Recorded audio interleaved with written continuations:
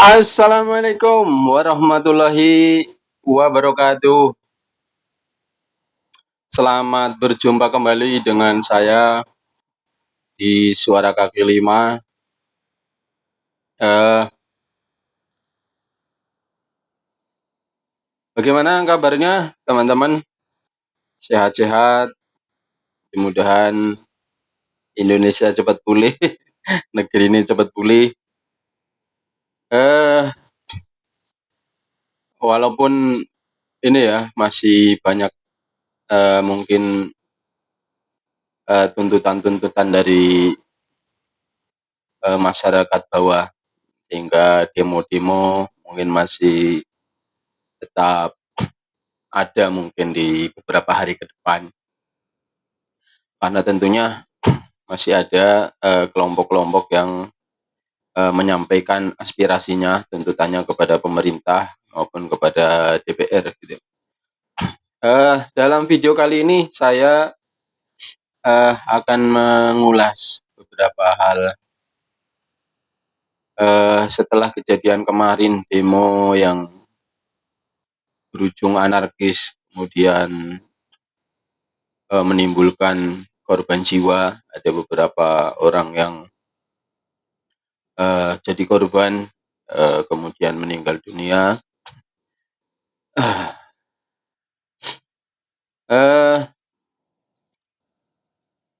Saya ingin menyoroti masa pemerintahan Prabowo mulai Oktober sampai Agustus ya. Ini kan hampir setahun ya. Sekarang udah September, Oktober, jadi sekitar 10 atau 11 bulan.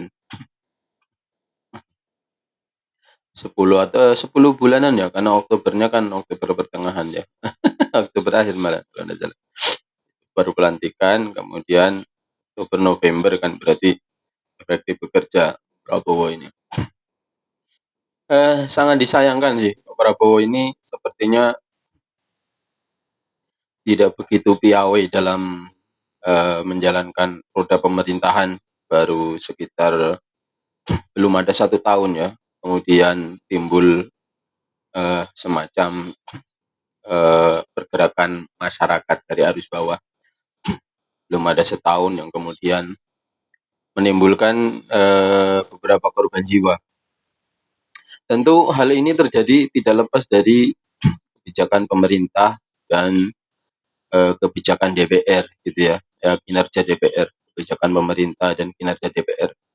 Itu tidak terlepas dari itu di pemerintahan Prabowo Gibran. Padahal secara politik, satu ya, secara dilihat dari sisi politik, Prabowo ini sangat kuat banget, sangat kuat gitu. Bagaimana bisa seperti itu? Partai oposisi hanya PDIP, satu, hanya PDIP, tapi memang besar PDIP. Tetapi sebagian besar itu kan ke Prabowo semua. Bayangkan, di pemerintahan Jokowi di awal-awal, itu oposisi itu ada Gerindra, ada Demokrat, ada PKS. Ini kan berat banget. Bahkan di awal-awal itu, secara politik, roda pemerintahan itu belum berjalan sebagaimana mestinya waktu awal-awal. Nah, waktu itu kan di DPR masih terjadi gonjang-ganjing ya, masih dinamikanya masih kuat banget, sehingga waktu itu ada dualisme kepemimpinan. Ada DPR tandingan, karena waktu itu PDIP itu memang partai yang agak congkak gitu, agak sombong. Jadi waktu itu seakan-akan dia di pemerintahan itu cuma sendirian gitu. Seakan-akan itu. Waktu itu kan seakan-akan cuma sendirian, sehingga semua kepentingan-kepentingan politiknya di DPR itu selalu kalah gitu. Selalu kalah, eh, sehingga ini membuat DPR tandingan waktu itu. Jadi secara politik kan Jokowi jauh lebih lemah, lemah banget. Satu. Kemudian yang keduanya, Prabowo ini secara politik yaitu seorang ketua partai. Jadi ya, meskipun tidak sepenuhnya, tetapi paling tidak kebijakan itu dia punya otoritas dalam menentukan kebijakan partai dan seterusnya, kemudian bisa mudah untuk mengkonsolidasi partai-partai politik pendukung pemerintah. Saya kira seperti itu. Itu kalau ketua partai. Bayangkan posisi Jokowi waktu itu di masa itu. Dia bukan ketua partai, kemudian didukung juga oleh partai yang sedikit waktu itu, tapi apa namanya, eh, permainan politik Jokowi memang jauh lebih piawai daripada Prabowo gitu. Menurut saya seperti itu. Itu indikatornya Jokowi yang bukan siapa-siapa, bukan partai politik, bukan pemilik partai politik, bukan ketua partai juga bukan, tetapi dia itu bisa menjadikan yang tadinya lawan itu jadi kawan gitu. Itu kan itu kan ini apa namanya kepiawaian dalam bermain politik gitu. Satu. Sehingga sebenarnya Prabowo itu mudah saja kalau seandainya beliau itu punya niat memang apa namanya membuat kebijakan-kebijakan yang pro rakyat satu. Itu dari sisi politik gitu. Cuma sayangnya, menurut sayangnya Prabowo itu kebijakannya terkesan aneh gitu. Mungkin karena beliau itu kurang piawai dalam membaca politik sehingga mungkin sehingga beliau itu hanya mengandalkan mengandalkan ini punggawa-punggawanya atau asisten-asistennya. Dan yang parahnya mungkin para punggawanya, para asisten-asisten yang berada di lingkar Prabowo ini orangnya orangnya tereng-tereng gitu. Ya, indikatornya gimana? Indikatornya dari mana? Indikatornya yaitu amnesti abolisi yang diserahkan kepada Tom Lembong dan Hasto Kristianto ini kan jadi pemicu di antara adalah kalau diakumulasi gitu, di antara pemicunya ya ini adalah kebijakannya Prabowo yang memberikan amnesti dan abolisi kepada Tom Lembong dengan Hasto Kristianto ini. Padahal kedua orang ini sudah divonis bersalah, sudah divonis salah oleh hakim gitu. Dan apa namanya? Belum uh, menjalani masa hukuman, baru aja putus itu belum menjalani apa-apa, baru aja putus kemudian dikasih amnesti dan abolisi. Oke lah, mungkin presiden ini punya kepentingan-kepentingan tertentu. Tetapi kalau menurut saya timingnya yang digunakan oleh Prabowo ini kurang tepat. Dan saya pikir mungkin ini terjadi bukan semata-mata kemaunya Prabowo juga, pasti itu ada andil dari para orang-orang yang di sekelilingnya Pak Prabowo. Satu itu dari sisi politik. Sebenarnya Pak Prabowo ini kuat banget gitu. Bahkan kalau seandainya yang sekarang menjadi tuntutan rakyat itu adalah sahkan undang-undang perampasan aset. Kalau seandainya Prabowo mau, itu saking mudahnya, saking mudahnya. Di Prabowo di situ ada Gerindra ada, kemudian Demokrat ada, kemudian PKS ada di situ, PKB ada di situ, Nasdem ada di situ. Bayangkan 5 partai besar itu ada di situ semua. Udah mendominasi itu, udah 2/3-nya. Enak banget coy, secara politik itu kuat banget Prabowo ini. Tapi entah kenapa, justru kebijakan-kebijakan Prabowo ini sering tidak pro rakyat. Seperti contohnya kemarin, yang menjadi pemicu kemarahan rakyat adalah diantaranya menaikkan tunjangan DPR. Apa tunjangan DPR itu yang menaikkan pemerintah?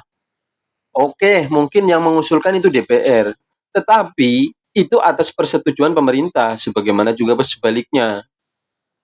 Kalau pemerintah mau menaikkan tunjangan, misalnya eh, pemerintah eksekutif, tunjangan eksekutif, itu kan yang bahas dibahas di DPR juga, kemudian disetujui di DPR juga. Sama-sama ini saling berbarengan.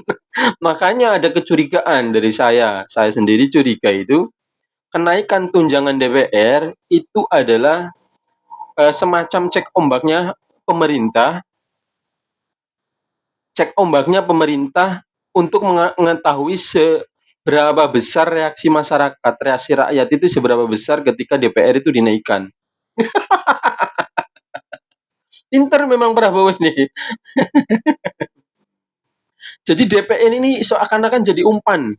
Nah, DPR mungkin nggak sadar waktu itu. Seneng aja dikasih tunjangan tinggi gitu kan. Satu itu ya, dikasih tunjangan begitu tinggi. Kemudian oke lah di ACC sama pemerintah. Itu yang arahnya mungkin pemerintah juga ingin menaikkan gaji atau tunjangan untuk eksekutif gitu. Eksekutif dan yudikatif jelasnya nanti juga akan dinaikkan gitu. Kalau DPR udah naik dan pemerintah ACC, eksekutif ACC, kemudian eksekutif mau naikkan lagi, yudikatif mau dinaikkan lagi. DPR kan mudah, tinggal ACC aja karena dia merasa punya hutang budi karena DPR juga tunjangannya gajinya udah dinaikkan. Itu. Makanya karena eksekutif belum naik dan DPR naik duluan, kemudian ternyata reaksi masyarakat nggak welcome. Masyarakat ngamuk, kantor-kantor hancur, anggota DPR hancur, ketakutan. Akhirnya ya jelas, akhirnya eksekutif berpikir 1000 kali kalau mau naikin tunjangannya. Yudikatif juga berpikir 1000 kali kalau mau naikin tunjangannya. Nah itu diantaranya kelemahannya Prabowo ya. Yang kemudian menjadi pemicu kemarahan rakyat. Kemudian yang selanjutnya, Prabowo itu sebenarnya sudah diuntungkan dengan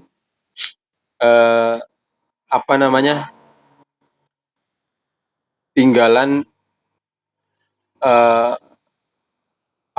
pondasi yang sudah dibuat oleh Pak Jokowi, pondasi-pondasi ekonomi maksudnya.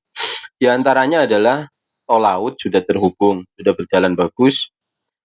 Tol udara juga sudah berjalan bagus. Kemudian jalan tol dibangun di Jakarta, di Jawa, di Pulau Jawa, kemudian di Sumatera. Iya kan? Itu ada manfaatnya enggak? Ada manfaatnya enggak? Ya jelas ada. Bayangin sebelum jalan tol dibangun besar-besaran oleh Pak Jokowi, zamannya Pak SBY itu dulu. Kalau musim mudik lebaran, bayangin berita di TV itu serunya kayak apa itu. Macet sampai puluhan kilo. Tapi sekarang nyaris beritanya itu nggak ada. Nyaris itu. Ya mungkin ada tapi kan sedikit-sedikit itu. Nyaris nggak ada berita macet, mudik itu macet nggak ada. Apalagi sekarang ada transportasi yang lebih canggih, yaitu kereta Wus gitu kan. Lebih cepat. Jadi publik ini banyak pilihan untuk menggunakan moda transportasi. Itu diantaranya pondasi-pondasi ekonomi yang sudah dibangun oleh Pak Jokowi. Di antaranya itu. Yang kedua, jalan-jalan banyak dibangun sampai di pedesaan-pedesaan. Di pedesaan itu banyak dibangun. Yang tadinya melekuk-melekuk sekarang sudah pada keras. Itu. Yang di lorong-lorong desa di di daerahku tapi ya enggak tahu di daerah lain. Itu banyak dibangun sehingga itu memperlancar mobilitas, transportasi, ekonomi yang mau ke sawah karena di sini kan kebanyakan petani gitu kan, mau mengangkut hasil panennya sudah jauh lebih mudah gitu kan. Kemudian yang mau ke pasar, yang mau mendagangkan pasaran sudah jauh lebih mudah dan seterusnya dan seterusnya. Yang kemudian di di sisi pertanian itu banyak dibangun bendungan-bendungan, irigasi-irigasi banyak diperbaiki, bendungan-bendungan banyak dibangun lagi. Sehingga di sektor-sektor pertanian ini sudah jauh lebih bagus daripada periode-periode sebelumnya. Itu salah satunya. Kemudian di sektor-sektor pertambangan, berapa banyak blok tambang itu yang kemudian diakuisisi oleh pemerintah di zaman Jokowi, termasuk diantaranya yang paling besar, paling terkenal, paling fenomenal, Freeport. Freeport itu sekarang 51% sahamnya udah milik negara. Nah, gitu kan. Yang kemudian banyak dibangun pabrik-pabrik hilirisasi. Nah, pengolahan-pengolahan nikel, pengolahan-pengolahan, pokoknya dan lain sebagainya lah. Itu sudah dibangun. Bahkan di daerah saya itu kan banyak banget. Itu loh banyak banget. Ya, banyak. Artinya sebagian besar sudah para orang Indonesia itu banyak yang bekerja di situ gitu kan. Walaupun ya betul mungkin belum memenuhi semuanya, betul. Artinya ini jadi PR untuk pemerintahan berikutnya. Bayangkan seandainya Jokowi itu tidak meletakkan fondasi dasar itu. Prabowo itu sekarang masih sibuk ngurusin jalan, masih sibuk ngurusin Freeport, masih sibuk ngurusin pertambangan, masih sibuk ngurusin dan seterusnya gitu. Prabowo ini hanya tinggal melanjutkan saja sebenarnya, melanjutkan, dan ukurannya harusnya ekonomi sekarang Indonesia harusnya jauh lebih stabil daripada sebelumnya. Itu menurut saya orang bodoh, orang yang dari sekolah. Kalau kamu punya pandangan lain ya silakan, gak apa-apa. Aduh, aduh. Eh, Nah, itu apa namanya, keuntungan dan sebenarnya Pak Prabowo itu punya secara politik itu punya kekuatan, dari sisi ekonomi juga sebenarnya sudah diwarisi pondasi-pondasi yang jauh lebih bagus daripada sebelumnya. Terus dari sisi apa lagi? Paling yang masih lemah memang dari sektor pendidikan. Yang sebenarnya sektor pendidikan juga sudah bagus. Jokowi itu sudah meletakkan pondasi PIP ada, terus apa lagi, banyak itu bantuan untuk pelajar itu sudah banyak, dan sebenarnya tinggal menata saja, memperbaiki supaya dana-dana PIP ini tetap tepat sasaran gitu kan, mengawasi, memperbaiki dan seterusnya. Pondasinya udah ada sebenarnya. Di masa Pak Prabowo ini harusnya udah jauh lebih cepat pembangunannya, apa namanya, entah itu dari pembangunan fisik, dari pembangunan mental dan seterusnya dan seterusnya. Hanya saja yaitu kemampuan, menurut saya ya, kemampuan Pak Prabowo ini tidak se sekuat Pak Jokowi gitu. Pak Jokowi kelihatan klemer-klemer gitu, tapi kan prinsipnya kuat banget gitu. Prinsipnya kuat banget. Bayangin waktu itu ditekan berapa negara waktu itu mau melaksanakan eksekusi, apa namanya, eksekusi hukuman mati untuk terpidana kasus narkoba, itu kan ditekan oleh Australia kalau tidak salah waktu itu. Filipina nekan, Australia nekan, tapi Jokowi tidak bergeming gitu. Sekarang hanya ditekan oleh politik, koruptor bisa bebas. Oke. Kemudian yang selanjutnya, kebijakan-kebijakan Prabowo itu tidak langsung mengena kepada rakyat, satu. Itu yang lemahnya di situ. Kalau zaman Pak Jokowi itu kebijakannya itu langsung dirasakan oleh rakyat. Para petani, bendungan, irigasi banyak diperbaiki, bendungan banyak diperbaiki, jalan-jalan usaha tani banyak diperbaiki, terus di nelayan ada program pembantuan nelayan itu, banyak bantuan-bantuan sampan, apa namanya itu, kapal-kapal itu kepada nelayan dan seterusnya dan seterusnya. Terus apa lagi, di jalan-jalan itu dibangun, ya Allah itu udah ini sekali. Jadi langsung kebijakan Pak Jokowi itu langsung ngena ke rakyat itu. Sebenarnya seandainya Pak Prabowo itu ndak perlu, apa namanya, membuat kebijakan baru, ndak perlu, tinggal ini saja yang ada diperkuat gitu. Jalan-jalan yang mungkin perlu diperbaiki, yang dulunya, sudah rusak, yang dibangun. Kayak di ini, di kampung saya kan jalannya udah ini kan, udah rusak banget ini. Itu kan dibangun sebelum masanya Jokowi. Itu kan mungkin 10 tahun yang akan datang, jalan desa ini, jalan raya di desa saya ini mungkin belum dibangun lagi. Hal-hal yang seperti ini seharusnya yang jadi perhatian oleh pemerintahan Prabowo, menurut saya seperti itu. Sehingga dampaknya itu langsung kena ke masyarakat gitu, kena ke rakyat seperti itu.